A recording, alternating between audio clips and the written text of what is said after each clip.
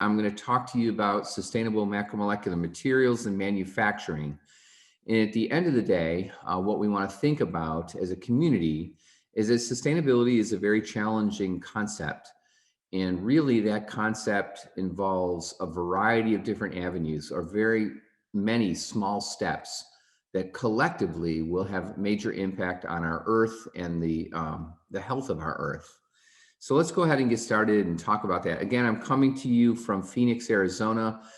If you've never been to Arizona or you're not sure of the geography in the United States, we're located in the southwest corner. We're just above Mexico, about 2 hours drive. And we're located in the desert, right? So it's a very beautiful area, but really Phoenix, Arizona presents some of the most challenging, kind of materials needs because we are located in a desert and water is scarce, temperatures are hot. So many of the things that we're going to talk about begin to address, how do we help sustain, right, cities like Arizona, like Phoenix, Arizona. So here's a picture of my university on the lower right. I'm going to see if I can go ahead and engage this pointer, and I think that you will be able to see that. Yeah, that sounds good. Okay. All right, so it is quite early in the morning. All right, so this is a picture of my research group. This is the last time we were together. This is about a year and a half ago, but our research labs have been fully functional again, despite COVID. We are kind of entering a more stable phase, right? And I'm hoping everyone else is surviving and thriving, during this most challenging time. So I'm located in a Biodesign Institute. This is a research interdisciplinary institute here at Arizona State University. And really what we're doing is, understanding health sciences, which means health of the human body, but also health of the planet. And there's many different intersections that are really focused on innovation for improving human health or community safety. But we're going to talk about today, global sustainability. And the center that I lead is called the Center for Sustainable Macromolecular Materials and Manufacturing. As Sheena mentioned, before I became a professor, I worked at Eastman Kodak Company. At that time, they were a major photographic film company. And then I moved to Eastman Chemical Company, which was one of the leading producers of polyethylene terephthalate during the time I was there. So this center I lead is a nationally recognized center devoted on sustainability. We have degrees, student degrees in sustainability, but we also bring together very different environments because sustainability is a convergent science. It really demands many different, kind of intellectual inputs to solve some of these challenges, and it involves entrepreneurship. Sustainability means that we need to create companies, we need to partner with communities, and all of those things will contribute to the sustainability mission that we all face as a global community. So what is sustainability? Well, it's not a part of the center I lead. Sustainability is the heart of the center. So this is the United Nations World Commission on Environment and Development. This is their definition, right? That it meets the needs of our present lives without compromising the ability of future generations, right? That's the United Nations definition. In the United States, we define it a little bit differently, but quite similarly. Basically, you need to live in harmony, humans together with nature. And that's something that we want to discuss today. What are some green chemistry practices? What are we doing to reduce energy consumption? Right? How are we making chemistry more safe and more sustainable in the products and that we ultimately prepare? How can they improve sustainability? So sustainability is no longer a thing. Sustainable solutions are the thing. So the word "the" means, it is not necessarily a paradigm anymore, a buzzword. It is a reality that I believe is going to stay and shape our future directions. So this quote comes from a scientist I just met. He said, "I spent the first 25 years of my career constructing polymers. Now I'm going to spend the next 15 years deconstructing polymers." And to a certain extent, that's what we need to be thinking about is strategies in circularity for depolymerization of polymers. What about the World Health Organization? How do they define, this sustainability? Well, another measure is in terms of carbon footprint. How much carbon dioxide are you producing, right, for your product, right?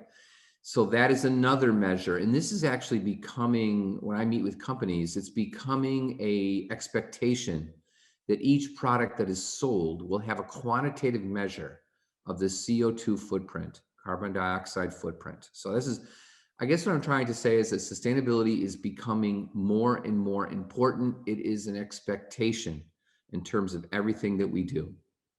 So alongside that, I'm a synthetic polymer chemist. I love to design new polymers, and we're living in an age of molecular engineering. We're making new polymers. New polymers continue to appear on our Earth. They're not slowing down, right? As nations begin to grow and to expect a higher quality of life, these are going to continue to be important to us. But the problem is that many of the polymers that we use today were designed in 1950. They weren't designed in 2021. And many of our new manufacturing processes require polymers that are more, what might I say, modern day, right? So we'll get into that together. The other issue that we're going to face as a global scientific community is, how do we maintain our passion for sustainability? Or in other words, how do we sustain our passion for sustainability? I'm the editor-in-chief of Polymer International. I would encourage everyone to submit your best science to this journal. You can always email me. I'd be glad to help you do that. These three editorials in Polymer International really speak to, as a community, what we need to do, right, to make a difference in this field. We need to speak different languages, right? Not the languages of India or the languages of the United States, right, or the languages of China. We need to speak different scientific languages. And we need to engage communities, non-scientists, right, the general public, to understand how to make an impact. So polymer production continues to grow. I show this curve here, just reminding us the number of metric tons of polymers being used. Consumption continues to grow. Is this consumption sustainable? Plastics are going to continue to improve our lives, but what are we doing with them? How are we dealing with the end of life? And two of the areas I show here that are quite interesting that I'll be getting into is single-serve packaging. In the United States, we recycle about 10% of the total plastic that we use. Most of it is single-serve packaging. We're only recycling 10%. That is not sustainable. The other area that we are looking at in the United States is building and construction, infrastructure. That is also growing, right? So we need to be thinking about the sustainable materials used in those sectors. But we know that polymers are important, right? I'm not here this morning or this afternoon or this evening, wherever you're located. I am not here to say that we should not use polymers anymore, right? Because polymers are so impactful in our lives. Here's a picture of an angioplasty balloon, right? Taking care maybe of some, kind of medical issue. Maybe it's a prosthetic limb. Maybe it's 3D printing a heart, right? To improve the potential outcome of a surgery. Or maybe most recently, we all recognize this picture on the lower left.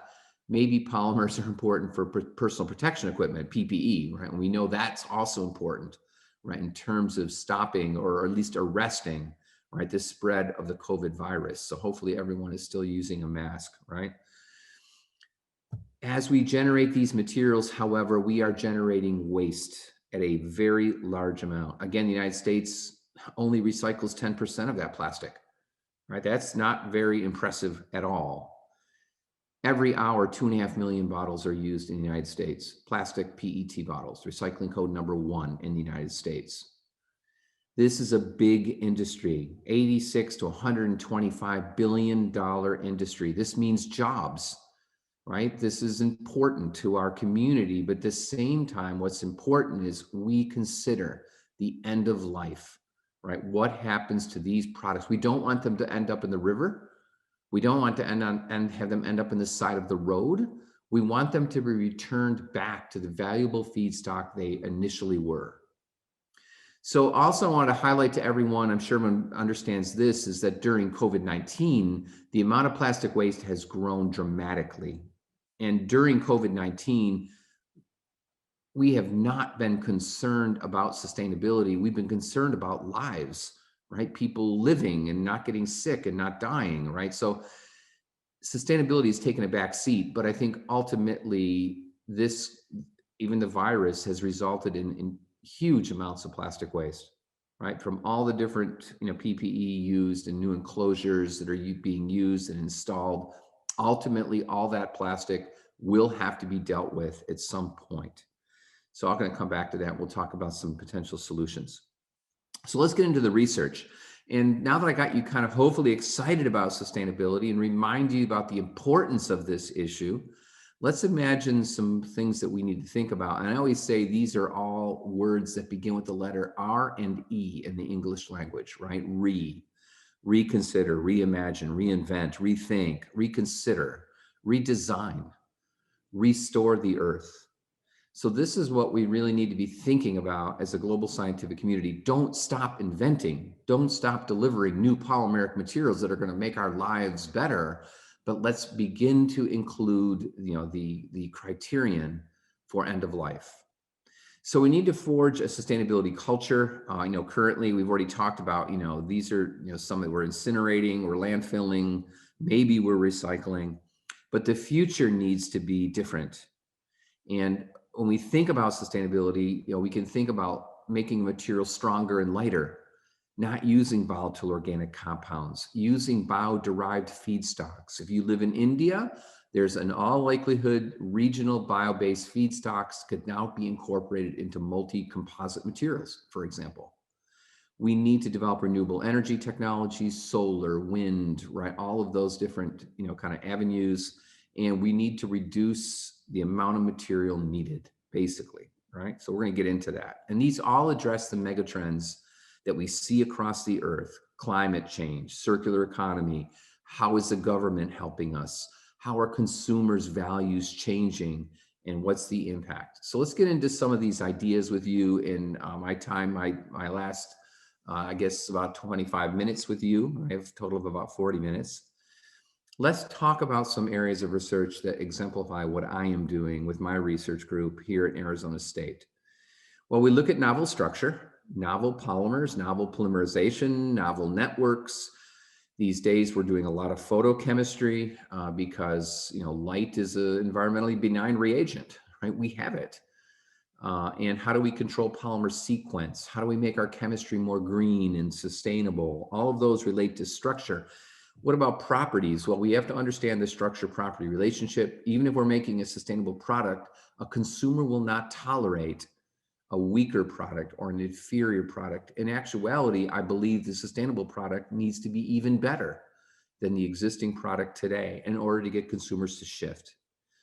We need to process not only by subtractive avenues. If you make a yogurt cup or a food cup by thermoforming, you're going to waste 40% of that polymer. But if we do it by 3D printing or additive manufacturing, we're going to consume less material and we're going to use less energy. So how do we take advantage of processing in terms of sustainability? How do we get performance out of geometry, printed shapes, no longer just films or injected molded parts, but microcellular structures, right, that are encoded to depolymerize? And finally, we can't do this alone. As a global community, and what I love about this organization that I'm speaking at today is this reaches out across the earth.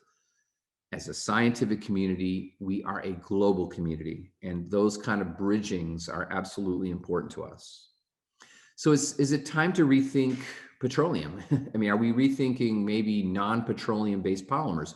Here's a picture of Henry Ford, right? So Henry Ford, early entrepreneur, developed Ford cars right here in the United States, made those initial cars out of soybean-based molecules, whether it was the protein or the oils or both.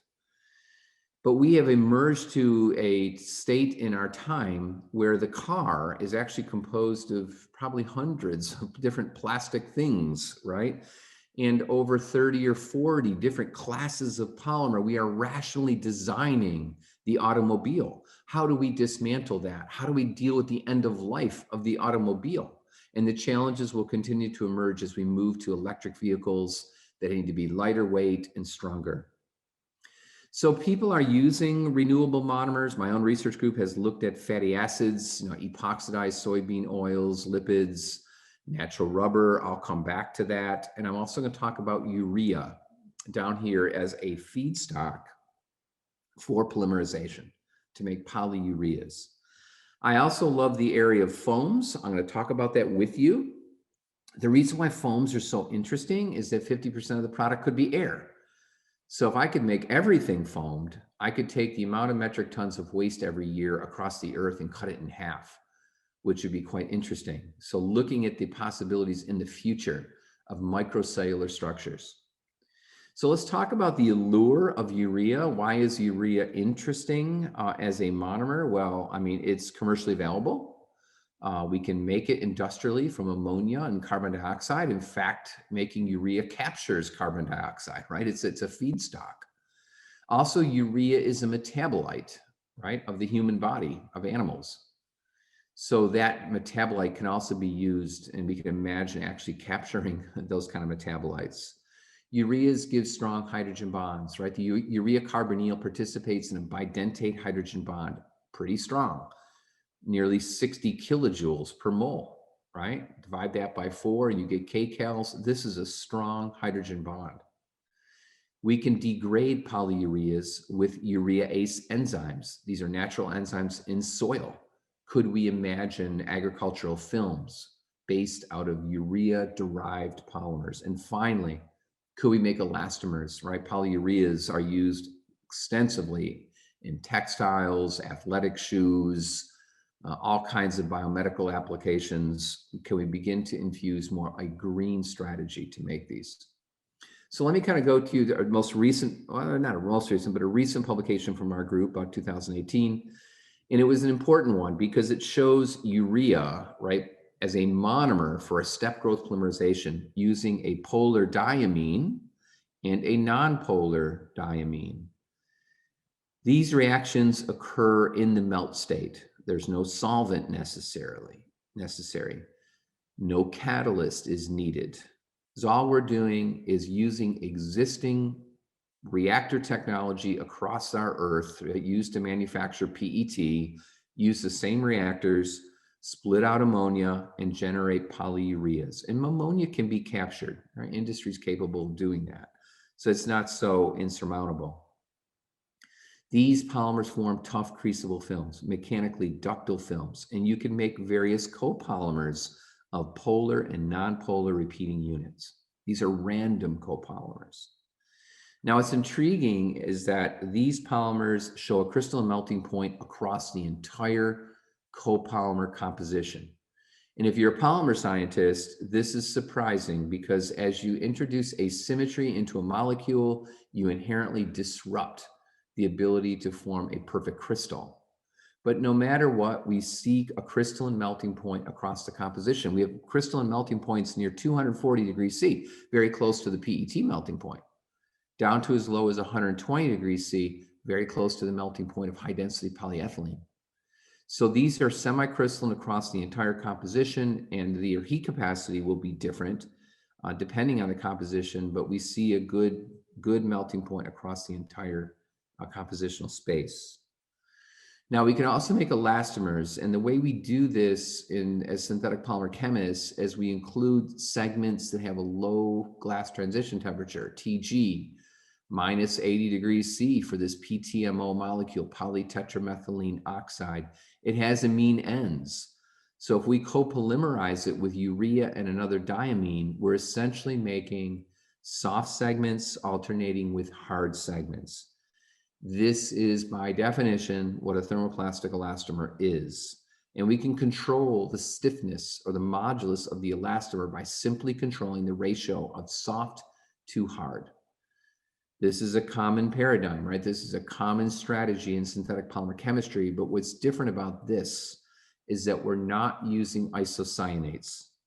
And I don't need to remind everyone, especially if you're from India, Bhopal, India, right? When an isocyanate is released, it can be devastating.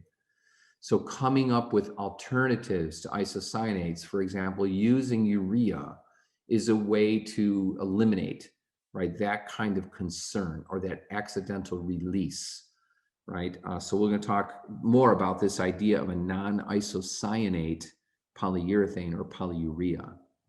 Okay, so these chemistry leads to very ductile, mechanically ductile films and materials, right? And the first thing you'll do is, what's the stability of that material? You're making it out of urea. Is it stable? Well, in fact, these polymers are stable to in excess of 300 degrees C. And then their weight loss as they're heated really depends on the ratio of hard to soft segment.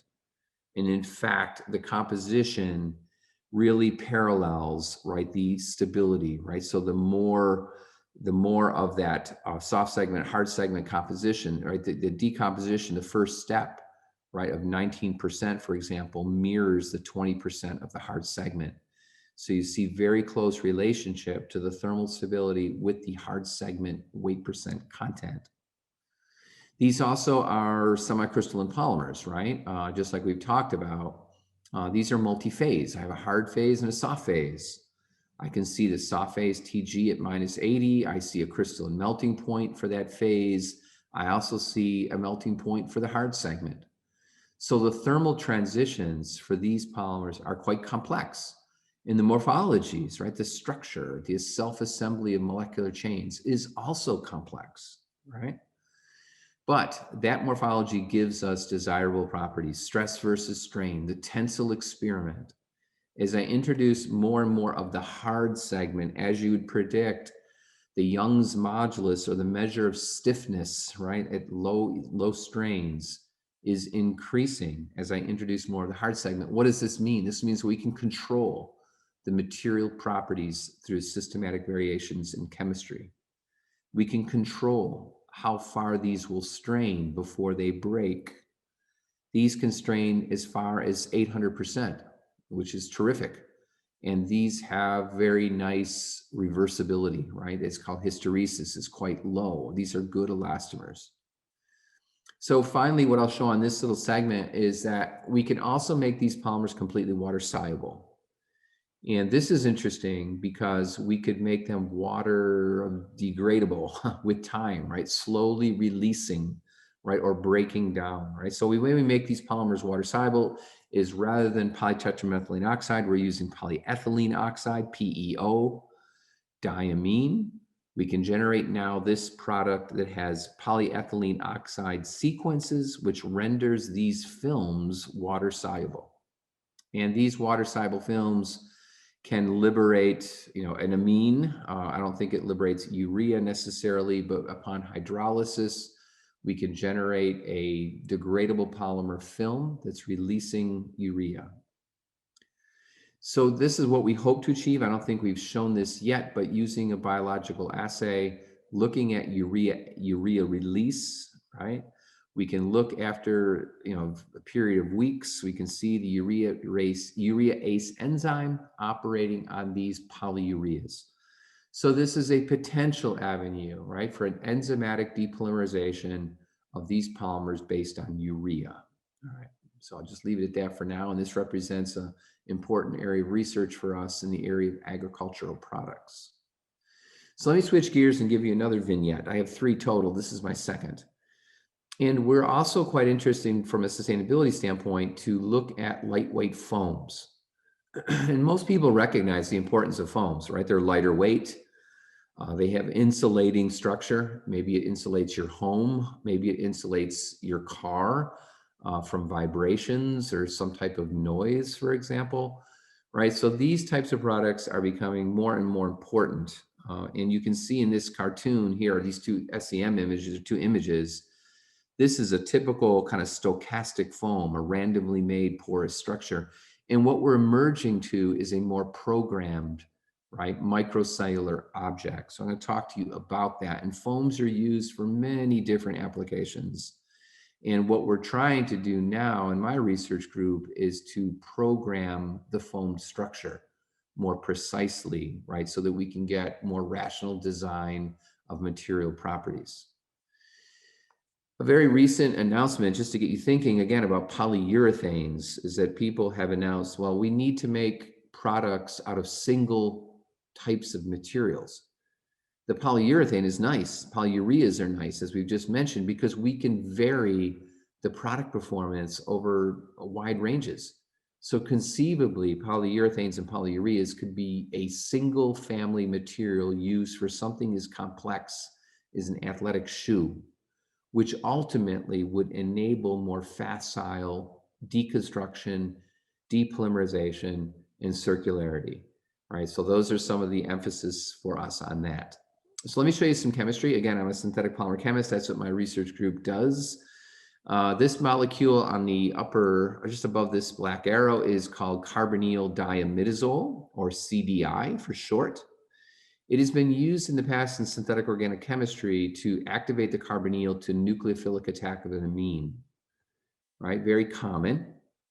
CDI also reacts with amines, right, in the presence of water, which is quite interesting because now we can do reactions in water, right? We don't have to use an organic solvent. We could use water, right? Because this reaction of amine with the CDI is far faster, right, than the aqueous, kind of solvent that's present. And we can generate all kinds of ureas, urethanes, thiourethanes by changing the nucleophile that reacts with that activated kind of carbonyl. All right. And these are low temperature reactions too. By the way, these reactions are occurring at 0 degrees C. Okay. So the first experiment we tried in our group was to take a polypropylene oxide diamine, PPO, as a glass transition temperature of -70. It's a soft molecule. And we reacted with CDI. And what we find if we keep the stoichiometry 1-to-1 is in less than 1 minute, we're generating, all kinds of, polymeric structure with the liberation of imidazole. Okay, it's a thermoplastic. These have low glass transition temperatures. They're soft, they're gooey, they're sticky, they're an adhesive, right, based on this chemistry. What if we change the procedure just a little bit? Rather than a linear polymer, we're going to see, let's see if, first of all, if we can make some non-isocyanate precursors. Let's take butane diol, react it with carbonyl diimidazole. Look at the reaction condition, room temperature, short reaction times, 95 excess % yield. These are good reactions.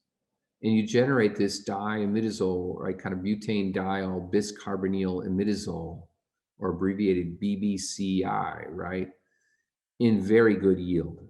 Now, these are basically isocyanate mimics, but they're solids. They're not volatile. They can be easily handled. So there's all kinds of reasons, and they're made in absolute high purity. So these can be reacted with triamines. Now, if you're a polymer scientist, again, you recognize that you're going to be generating a cross-linked polymer because we have, basically six, we have three amines or 6 NH bonds, right? These will form cross-link films. Now, look at the temperature. These reactions are occurring at room temperature. Now, it's in a solvent, and we'll come back to that because I want to get rid of that, right? Because that's certainly not green chloroform. Doing reactions in chloroform isn't so highly desirable, right? But you can make really nice films. Now, the issue is we have to remove the imidazole, and I'll come back to that later. But once we remove the imidazole, you see that the films are optically clear. So this imidazole kind of imparts some opacity because it's essentially precipitated in the film. Now, that may be bad, or we may be able to use the imidazole as it's remaining in a functional way. And that's what we're working on now.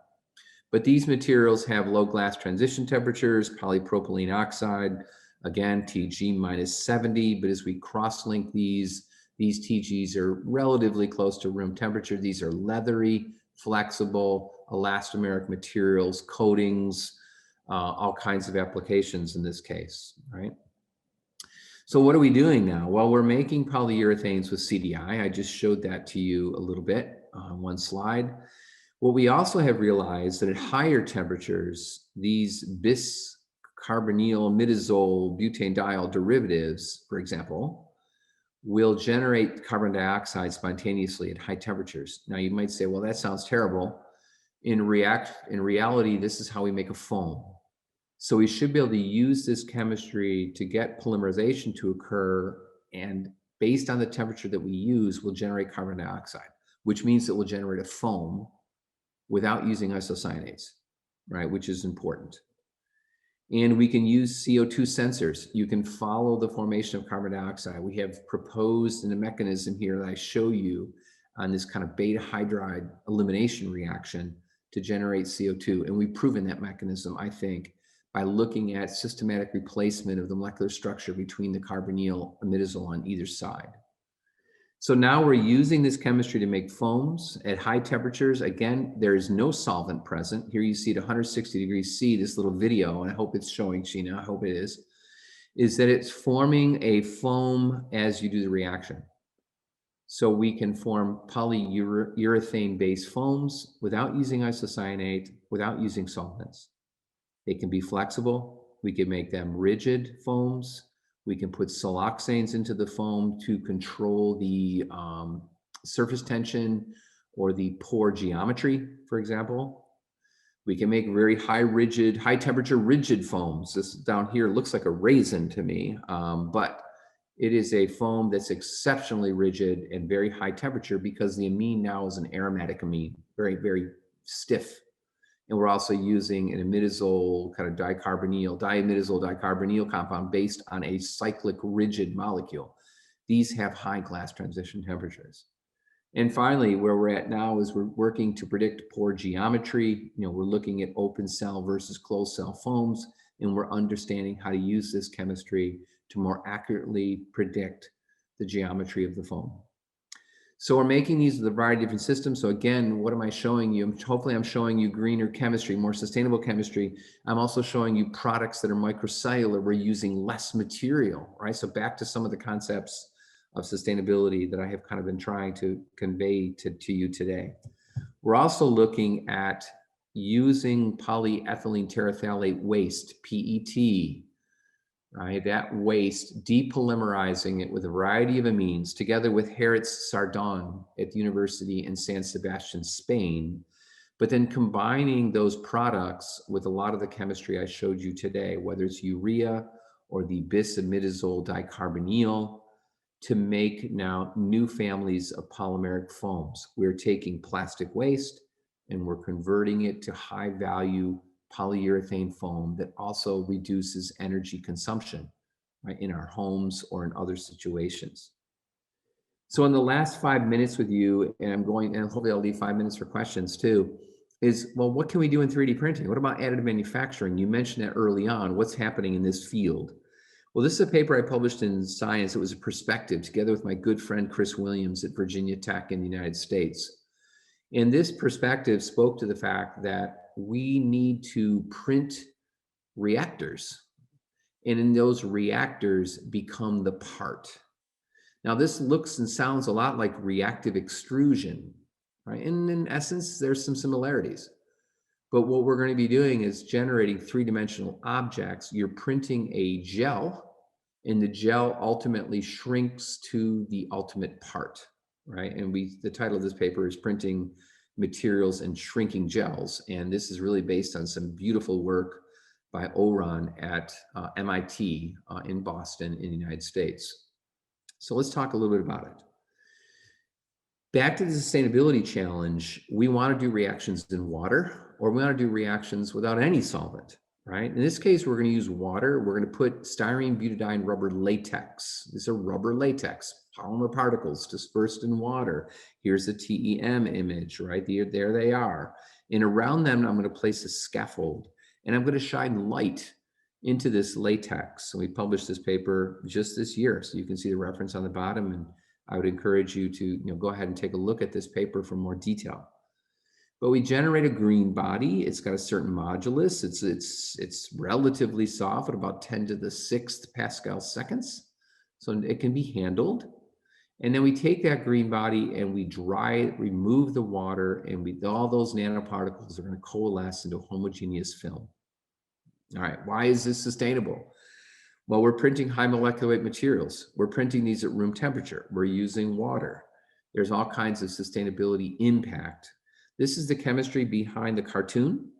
There's the styrene butadiene rubber latex. Right here's the chemistry in the aqueous phase. We photocure to make a green body, right? It's a hydrogel in essence. And we take a really nice experimental tool called photoreology. We measure modulus versus time, And if you're not into viscoelastic, properties, this black one represents the solid-like properties, and the red one represents the liquid-like properties. And as you do some reaction, you turn the light on, right? The material becomes harder, right? It becomes more solid, and you can monitor, right? The kind of contributions of both the solid and liquid-like properties. All right, so they cross over, we get a modulus. There's that green body part. It's opaque. Why is it opaque? Well, there's nanoparticles dispersed in there. They scatter light, right? But once we coalesce them, you see we move from this idea of an opaque part to an optically clear part because the nanostructure has been basically removed. And now we have an isotropic styrene butadiene rubber suspended throughout this scaffold, right, of a polyethylene glycol acrylic. So these make beautiful elastomers, and they can be handled, they can be compressed. There's all kinds of reasons why these would be interesting. This is a video, but I think I have to turn my pointer off to show it. I'm not going to do that. Just to say that we are now printing elastomers of controlled shape. All right, oh, there we go. There's that printer. You can see that kind of printed part. It's easily manipulated. This has already been dried. It can be compressed and released into smaller spaces. All kinds of reasons why we want to do this in a 3D printing kind of operation. All right. So these elastomers, again, printed lithographically, shining light down into a vat of a latex, reproducibly make elastomers whose tensile stress is about 10 megapascals and elongations nearly 600%, with very good hysteresis performance and low permanent set.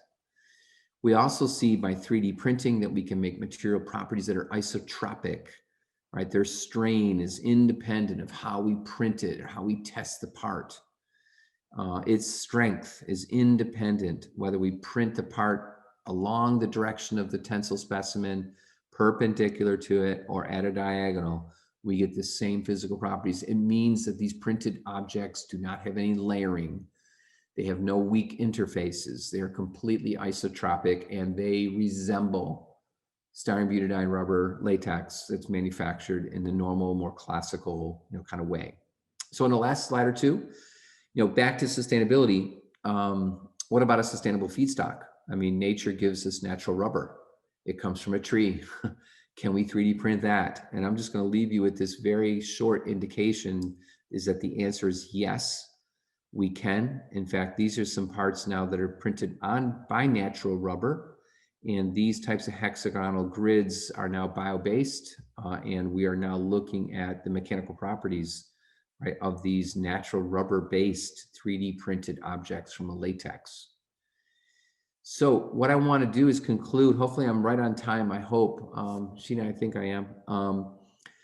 What I've tried to show you today is that we need to be thinking about sustainability in many, many different ways, whether it's eliminating water, whether it's eliminating an organic solvent, or it's doing reactions in the bulk state, or it's 3D printing with less waste, or if it's making a microcellular structure or a foam that leads to less consumption. All of these types of avenues, all of these small leaps will lead to, kind of major steps forward in sustainability. So in the United States this year, as well as across the earth, right, we had the Earth Day Network, Earth Day Worldwide, right, that happened earlier this year. And the title of that was Restore Our Earth. And I think that organization, which represents over 192 countries, again, why do I love this forum? And I'm so thankful to be invited to it, is that sustainability is a global issue. It's not a United States issue. It's not an issue of India. It's not an issue of Spain. It is an issue of the earth. And that's what we need to do as a community, is to come together in partnership, right, to solve some of these major challenges. And I'll just conclude too by acknowledging some of the funding for our research group from the NSF, the Department of Energy, recently the DOE Remade program up in New York, NIH, many different companies such as SABIC based in Saudi Arabia, Solvay based in Belgium, Intel based here in the United States, National Renewable Energy Laboratory, Oak Ridge National Laboratory. These are national labs in the United States. All of these collaborators have contributed to the things that I've discussed today. So I want to thank them for that, and I want to thank you for your